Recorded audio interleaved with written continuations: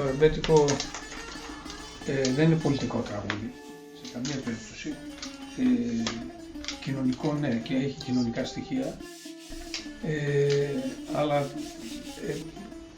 καθαρά έτσι πολιτικοποιημένο τραγούδι δεν θα το λέει κανείς σε καμία περίπτωση. Είναι λάθος να το λέμε αυτό. Μπορούμε όμως να έχουμε μια πολιτική σκέψη γύρω από αυτό, με την έννοια του ότι το ρεμπέτικο είναι το τραγούδι, γεννήθηκε από το περιθώριο. Το περιθώριο, το κοινωνικό περιθώριο είναι αποτέλεσμα πολιτικών.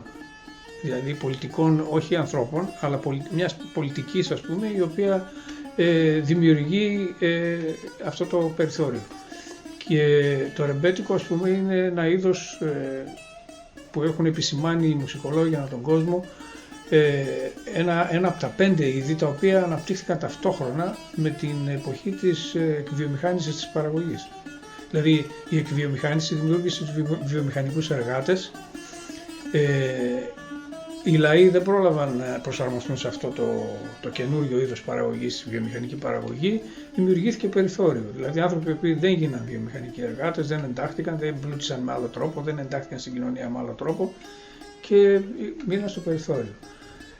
Αυτά τα περιθώρια, ας πούμε, στις διάφορες χώρες που εμφανίστηκαν με την βιομηχανική επανάσταση, είχαν δικούς τους κώδικες επικοινωνίας. Οι κώδικες επικοινωνίας περιείχαν και μουσική.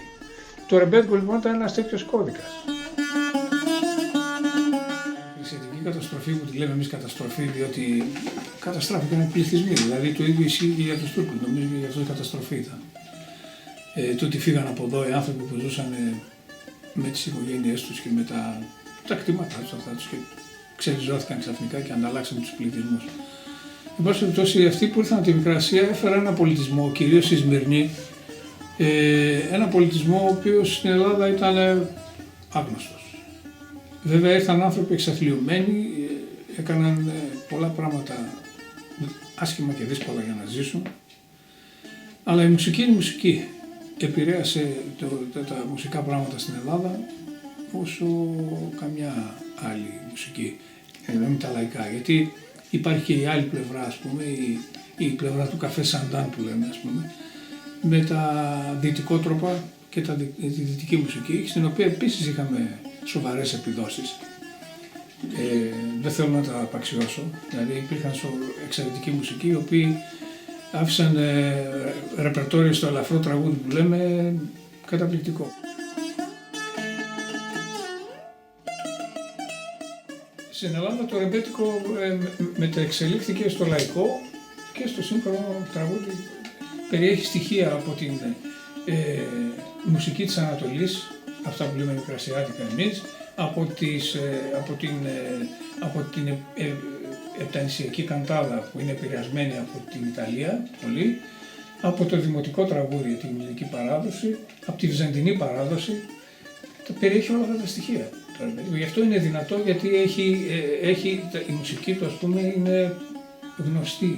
Η στοιχεία της μουσικής είναι γνωστά στον απλό Έλληνα, στον απλό άνθρωπο.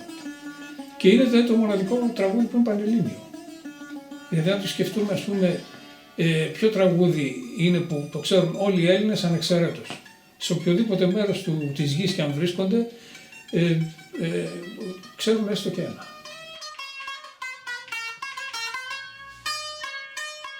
Ξεκίνησε από τραγούδι πολύ έτσι της φυλακής μορμόλικο, το οποίο είχε,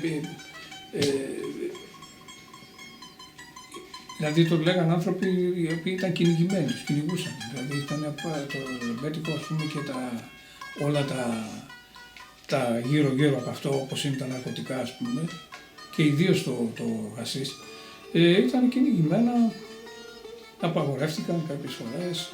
Και εγώ πιστεύω ότι ακόμα είναι υποδιωγμόν, με την έννοια ότι δεν υπάρχει κρατικό πτυχίο μπουζουξή, ας πούμε.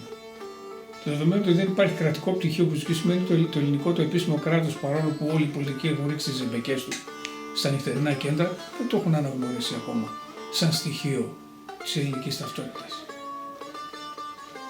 Άρα εγώ μπορώ να θεωρώ, ας πούμε, ότι ακόμα είναι κατά κάποιο τρόπο υποδιωγμόν, διότι δεν αναγνωρίζει.